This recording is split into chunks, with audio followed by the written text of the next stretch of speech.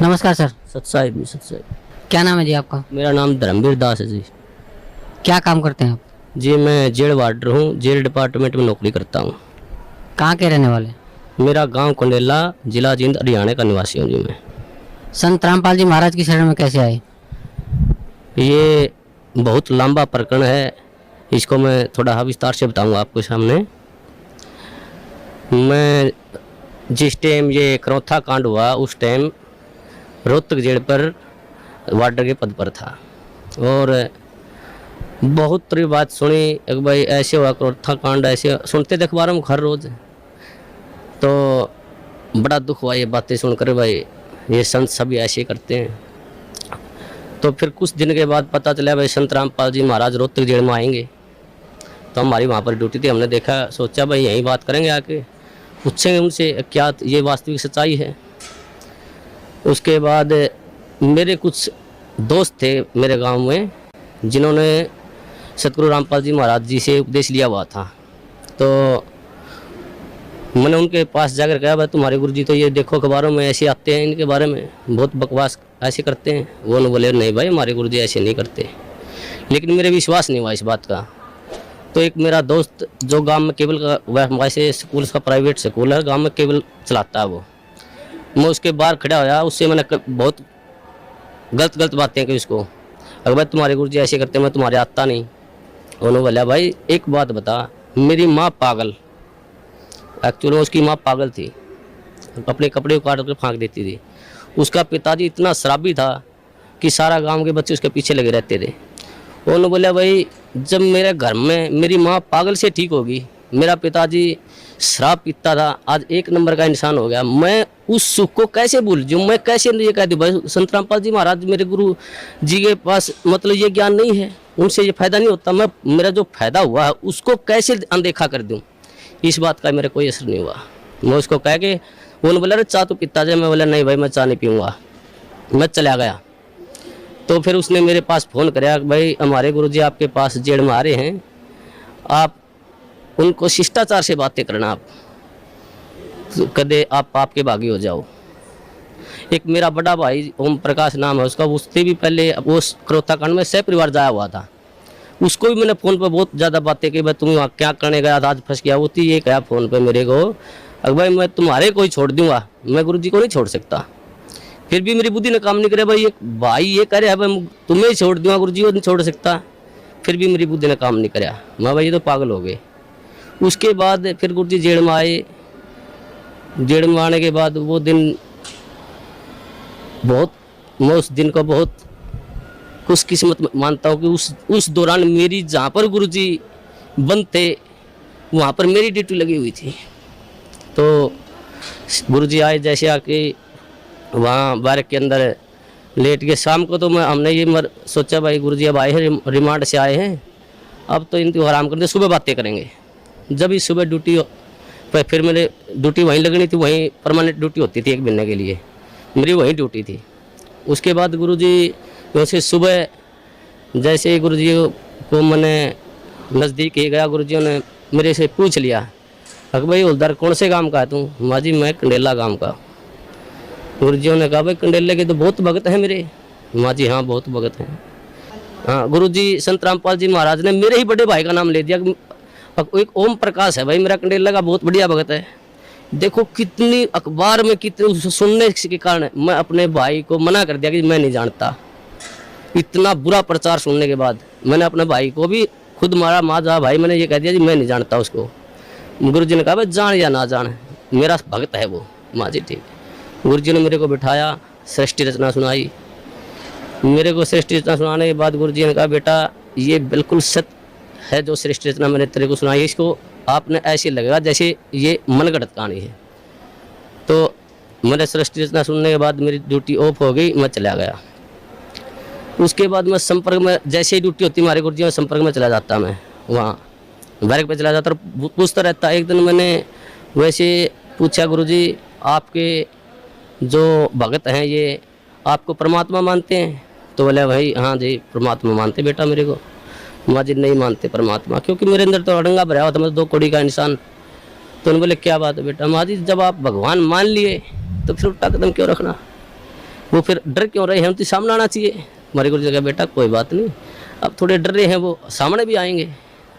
तो ऐसे हर रोज़ मैं गुरु जी से पूछता जी ये जो आप मार्ग बता रहे, ये रोड़ा क्यों हुआ, क्या कारण था इसका। तो गुरु जी ने बताया बेटा ये सत्तर प्रकाश पुस्तक पर रोड़ा था सारा, मैं प्रोजेक्टर पे दिखाता था इसको, और ये जितने भी आर्य समाजी हैं, ये आचार्य बैठे हैं, ये इसको बेच कर रोजी रोटी बना रहे हैं। इसमें वास्तविकता कुछ लिखी हुई है और समाज को बता रहे हैं कुछ अलग। तो उस बात पे ये रोड़ा था सारा।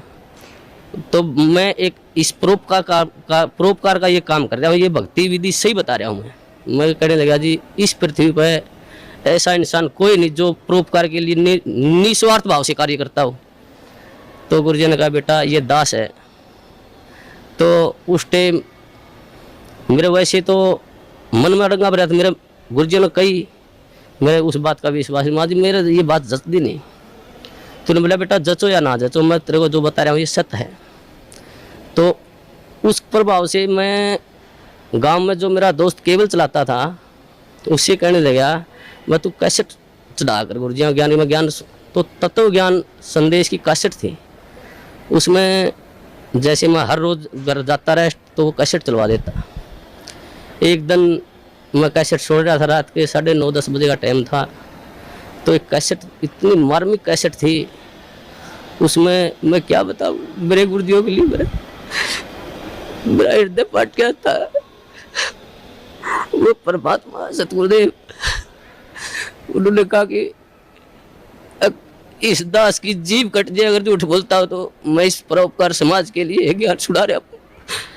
तो गुरुजियों ने वो ज्ञान सुना, मेरे भीतर में लगी वह बात, भाई ये संत ये कह रहे हैं कि दास की जीभ कट जाए, अब मैं कोई स्वार्थ नहीं मेरा। तो मेरे वह बात भीतर में लगी।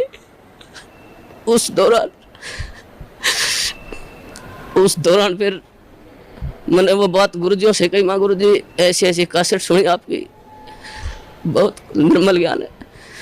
फिर मेरे जो भीतर अड़ंगा भरा हुआ था वो बार बार फिर वो वापिस हटा देता था उस ज्ञान को। एक दिन रात को 2 बजे मेरी ड्यूटी थी, मैं गुरुजियों के पास गया तो गुरुजियों ने फिर बिठा के मेरे को कहा बेटा ऐसी भक्ति करनी चाहिए परमात्मा की। तो गुरुजियों ने जो सुनाया सारी भक्ति बताने के बाद कहा बेटा आज तेरे कुछ समझ में बात। मेरे मुंह से ऑटोमेटिक, वैसे मैं कहना भी नहीं चाह रहा था मेरे से, यार जी आप बिल्कुल सत्य है, आपका ज्ञान बिल्कुल सत्य है, मैं ही ऐसा पापी हूँ जो मेरे अंदर नहीं समाया ये ज्ञान। तो हमारे गुरुजी ने कहा बेटा अब समाएगा ये ज्ञान तेरे अंदर, अब समाएगा। उस दिन से मेरे अंदर वो ज्ञान बिल्कुल भीतर समाने, जो गुरुजी कहते सारा समाने लग गया। एक दिन जैसे ही गुरुजी ऐसे घूम रहे थे, मैं भी वहाँ पर बैठा, जब लोग मैंने उपदेश नहीं लिया था, मैं वैसे ज्ञान सुनता था मैं। तो एक भक्त ने एक जैसे मुलाजिम आया, मेरे साथ का साथी, उसने आते ही गुरुजी से कहा, हंसते हुए कहा अगजी आपको तो मिट्टी में मिला दिया। हमारे गुरुजी ने कहा हाँ बेटा मिट्टी में मिला दिया भाई। लेकिन ऐसा उदाहरण दिया हमारे गुरुजियों ने एकदम से सटीक, भाई जमींदार 40 किलो अन्न मिट्टी में मिलाता है, 70 मण उठा के ले जाता है वहाँ से। वैसे तो इस पृथ्वी पर संत आता वो जेड़ मारना नहीं चाहिए वैसे तो, लेकिन इस संत को, इस दास को याद करा करेंगे कि उन दुष्ट आचार्यों ने अपनी रोजी रोटी के लिए ऐसे संत को जिसकी आंखों में बिठाकर पूजा करनी चाहिए उसको जेल में डलवा दिया। ऐसा मार्ग जो पृथ्वी पर संत जयपाल जी महाराज जी चला रहे थे, उस मार्ग को लगभग 2.5 वर्ष के लिए बंद करवा दिया। ऐसा मार्ग, हे परमात्मा, ऐसा गुरुजियों से वहाँ देखता, जो गुरुजियों पर आरोप लगाए गए, ऐसे आरोप इंसान पागल होकर मर जाए, ये तो पशुवत परमात्मा है। इन्होंने तो वहाँ पर इतनी भी शकीन नहीं थी इनके, हर बार ऐसा निर्मल ज्ञान, ऐसा प्यारा ज्ञान। फिर उसके बाद हम गुरुजियों से मैं कहता हूँ गुरुजी नाम उपदेश देवदास को, तो मेरे गुरुजियों ने मेरे को मना कर दिया कि बेटा अभी नहीं, आप और थोड़ा समझो ज्ञान को, और थोड़ा ज्ञान को समझो, उसके बाद लेना ज्ञान आप उपदेश। मैं घर जाता कैसेट चलवा लेता, मेरे जो दोस्त था उससे भाई कैसेट चला गुरुजियों की, वो कैसेट मैं सुनता रहता। तो जैसे मेरी भक्तमती थी, मेरी घरवाली थी, वो मैं बाहर जाता तो ऑफ कर देती चैनल को, दूसरा लगा। मैं कहता जी आप इसको बंद मत करो, ये मैं सुनता हूँ, आपने नहीं सुनना तो आप आराम से वो करो। तो मैं हर रोज़ सुनने लगा गुरुजियों का ज्ञान, तो वो मेरे भीतर समाता गया। उसके पश्चात कई बार गुरुजियों से वहाँ पर जेल के अंदर, जैसे मैं गुरुजियों से बताता, गुरुजी आपके ये सत्संग सुना मैंने, तो गुरुजी फिर दोबारा बताते मेरे को। तो ऐसे होते होते लगभग 6 महीने चले गए और 1 साल से ऊपर लगभग 1.5 साल गुजर गया। फिर मेरी ड्यूटी प्रशासन ने मेरे को क्या कराया कि ये तो संत रामपाल जी को मिलने जाता है, इसकी ड्यूटी बाहर लगा दो जेल से। मेरी ड्यूटी बाहर लगा दी गई। बाहर लगाने के बाद अंदर मेरे को जाने नहीं दें, ज्ञान और नाम उपदेश मेरे को मिला नहीं। एक दिन वैसे गुरुजी, सोमवार का दिन था, 24 अगस्त को 2 बजे गुरुजी मुलाकात पर आए हुए थे। उन्होंने आने के बाद मैं जैसे ही मौका लगा कर डोडी में चला गया और मैंने ऐसे गुरुजियों की तरफ ऐसे आदर भाव से प्रणाम किया। गुरुजी ने इशारा कर दिया मेरी तरफ, बेटा इधर आ जाए। मैं चला गया। जाते ही परमात्मा ने, सतगुरुदेव रामपाल जी महाराज ने मेरे को नाम उपदेश दिया और कहा बेटा बाहर जल और मिश्री ले लेना, भक्तों को कह देना। वो दिन है, मेरे को उस दिन से ऐसे नाम उपदेश मिला। तो हमारे नाम उपदेश लेने के पश्चात जो प्रशासन था, जेल प्रशासन, सभी मुलाजिम, सुप्रिटेंडेंट, सभी हमारे खिलाफ 2-4 और दोस्त थे मेरे साथ, कई और दोस्त थे जिन्होंने साथ में नाम लिया था। तो प्रशासन खिलाफ हो गया। उन्होंने एक दिन हमारे को बुलाया और कहा भाई आप वर्दी में लेटते हो, यहाँ उस रामपाल के चरणों में पढ़ते हो, आप यहाँ पर सारा प्रशासन ये महसूस करते हैं, बेइज्जती महसूस करते हैं। हमने कहा जी परमात्मा एक बातें हैं, हम तो कौन कहने वाले हैं। परमात्मा ने की दास है, सतगुरुदेव रामपाल जी महाराज की दास है। मैंने जेल सुप्रिटेंडेंट को कहा जी आप जिस वक्त ड्यूटी पर आते हो आप परमात्मा को मानते हो? तो वो कहने लगे जी मैं मानता हूँ। उस सुप्रिटेंडेंट को मैंने कहा जी आप जब घर से आ रहे हो तो रास्ता मंदिर पड़ता हो तो आप वहाँ झुको नहीं गए, उसके प्रणाम नहीं करोगे? जी बोले भाई मैं करके आऊँगा प्रणाम। तो मैंने कहा जी हमारी तो परमात्मा सतगुरु रामपाल जी महाराज है, मंदिर भी हमारे, तो ये सब कुछ है जी, हम नहीं रुक सकते जी, हम प्रणाम करेंगे ही करेंगे। आप हमारे को सस्पेंड करो, डिसमिस करो, कुछ भी करो। तो उन्होंने बोले भाई ठीक है, तुम नहीं मानते तो करते रहो। तो ऐसे ही सारा प्रशासन का ये सिस्टम चलता रहा जी। उसके पश्चात जिस टाइम ये क्रोथा कांड हुआ, उसके पश्चात जब ये क्रोथा कांड हुआ था, हमारे पास डीसी ऑफिस से और एसपी ऑफिस से 2-4 मुलाजिम आते थे जेल पर, वहाँ पर पुलिस के। तो हम उनसे पूछते थे भाई वहाँ पर क्रोथा कांड ऐसे हुआ, आप वहाँ थे, मौजूद थे वहाँ पर? वो कहते थे भाई हम वहाँ पर मौजूद थे, ये बातें सारी सच्चाई हैं। तो ऐसे वो हमारे को बता करते कि दोस्तों साथ में उठते बैठते खाते पीते थे वहाँ पर। फिर जब हमें ज्ञान हुआ, गुरुजियों ने बताया भाई ये सौदा अलग था, सत्तर प्रकाश का रोड़ा था, सच्चाई ये है। तो फिर हम उसे बहस करने लगे, भाई तुम वहाँ बताओ वहाँ पर ऐसे हुआ था और ये गुरुजी बता रहे हैं ऐसे, सच्चाई है ये। तो एक दिन मैं उनसे ऐसे बहस कर रहा था, भाई तुम झूठ बोलते हो। फिर एक मुलाजिम ने मेरे को बताया, बोला भाई ये सत्य है, हम उस टाइम झूठ बोलिया कर दे, ये सच्चाई नहीं, सच्चाई जो तू बता रहा है ये है सत्य। जब मन में आए परमात्मा, हे सतगुरुदेव ऐसे जुल्म ढाए उन दुष्टों ने, फिर भी समाज, फिर भी देखो कितने झूठ, एक दोहरा रोटी खाने वाला आदमी झूठ बोल रहा है, हम झूठ बोलिया कर दे एक भ्रमत करने के लिए। तो उस दिन से फिर वहाँ से फिर पक्की दिल में जज की भाई ये सारा जो समाज है झूठ है, गुरुजी जो कह रहे हैं वो बिल्कुल सत्य है। उसके पश्चात हम गुरुजियों के साथ रहते थे, जाते थे, प्रणाम करते थे। प्रशासन हमारे खिलाफ हो गया, प्रशासन ने हमारे ट्रांसफ़र करवा दिया अम्बाड़ा, भाई तुम अम्बाड़ा चले जाओ कहने लगे वो। तो उससे हमारा ट्रांसफ़र होने से पहले की बात है, जैसे हम गुरुजियों से मिलते थे, जो प्यार होता गुरुजी हमारे को, एक जैसे मैंने नाम उपदेश लेने मेरे मन में आता था, मैं गुरुजियों के पास जाता, मैंने नाम उपदेश लिया, जैसे गया मैं, मेरे मन में आई एक भाई इतना अपने कभी पिता के पाँव नहीं पकड़े, आप इसके पास पाँव कैसे पकड़ोगे? मैं जैसे ही बार के नज़दीक गया मैं वापस चला गया। दूसरी बार फिर मेरे मन में प्रेरणा हुई, अगर भाई संत हैं तू मानता क्यों नहीं, पाँव पकड़ ले जाके। फिर जो गेट पर गया फिर वापस चला गया। तीसरी बार फिर मेरे मन में आई, अगर भाई तू जाता ही क्यों वहाँ पर, अगर जाओ तो पाँव पकड़ ले गुरुजियों के। तो मैं जैसे ही गेट में बढ़ा, गुरुजी खड़े थे वहाँ सामने, इंतजार करे थे, वो तो जाने जाने परमात्मा। उन्होंने जैसे ही मैंने गुरुजी ने चरण का हाथ लगाया, उन्होंने मेरे को छाती का लगा लिया ऐसे। वो अनुभव, जो सुख, जो गुरुजी ने कहा बेटा अब मैं तो 2 साल और जेल में रह मेरे कोई सुख नहीं। मैं आया तेरे लिए था बेटा यहाँ पर, वो दिन आज भी याद आता। उस दिन तो मेरे ज्ञान नहीं था मुझे, परमात्मा ने ऐसी दया करी मुझ नीच पर, सारे परिवार पर। मेरे को मेरी शादी को भी कई वर्ष हो गए थे, कोई औलाद नहीं थी मेरे। तो गुरुजियों ने, मैंने प्रार्थना की गुरुजी ऐसे ऐसे हमारे संतान ने, गुरुजियों ने कहा बेटा तुम दोनों नाम ले लो जब तुम्हारे संतान होगी, और तुम्हारे भाग्य में संतान नहीं है, परमात्मा खुद अपने कोटे से संतान देंगे तेरे को।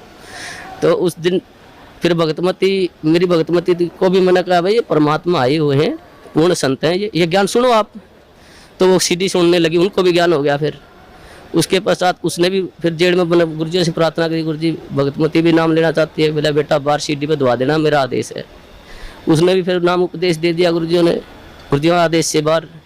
तो 1 साल के अंदर फिर हमारे परमात्मा ने अपनी कृपा से एक संतान, एक लड़का भी दिया। उस परमात्मा की क्या सुख गुना, इतने सुख दिए हैं मेरे को, इस परमात्मा की इतनी दया है। और सबसे बड़ा का मुझे तो 2 कौड़ी का इंसान हूँ, मुझे भक्ति का क्या पता है। गुरुजी ने जो प्यार होता है, जो प्यार वास्तविक प्यार गुरुजी ने दिया मेरे को, मुझे तो पता भी नहीं था प्यार क्या होता है। ये परमात्मा, ये जाने ये वो परमात्मा है, ये सारी सृष्टि के पालन करता है। ये पूर्ण संत कबीर परमेश्वर हैं, ये तो एक लीला कर रहे हैं यहाँ पर। हम 2 कौड़ी के जीवों के लिए ये भटकते रहे, एक आत्मा के लिए ये परमात्मा लाखों रुपए बाहर देते हैं। और ये समाज इसको कहते हैं ये बुरा ही कर रहा है। ये पूर्ण परमात्मा पर, जो पूर्ण परमात्मा का संत होता है वो बुराई नहीं करता किसी की। ये तो अपने बच्चों के लिए शिक्षा दे रहे समाज को, भाई तुम पहचानो ये ज्ञान ऐसा पवित्र ज्ञान है परमात्मा इस पृथ्वी पर। ये किसी संत में देख लो, किसी आधार ही नहीं ज्ञान का, और ये ऐसा ज्ञान दे रहे हैं, मोक्ष का मार्ग बता रहे हैं, ढोल पीट रहे हैं, और इन्हीं को कहते निंदा करते हैं। हे परमात्मा, मैं तो इस सब समाज से यही कहूँगा कि इस संत को, ये पूर्ण परमात्मा, इनकी पलकों में बैठाकर पूजा करनी चाहिए इनकी। और सभी समाज से कहूँगा अपने और अपने परिवार को जितना भी जल्दी हो सके यहाँ पर सतगुरु बंदी छोड़ सतगुरु रामपाल जी महाराज की शरण में लाकर उनका कल्याण करवाए, और सभी भाइयों को बताएं बस वास्तविक ज्ञान वहाँ पर है। मैं यही कहना चाहूँगा। सत साहिब, धन्यवाद।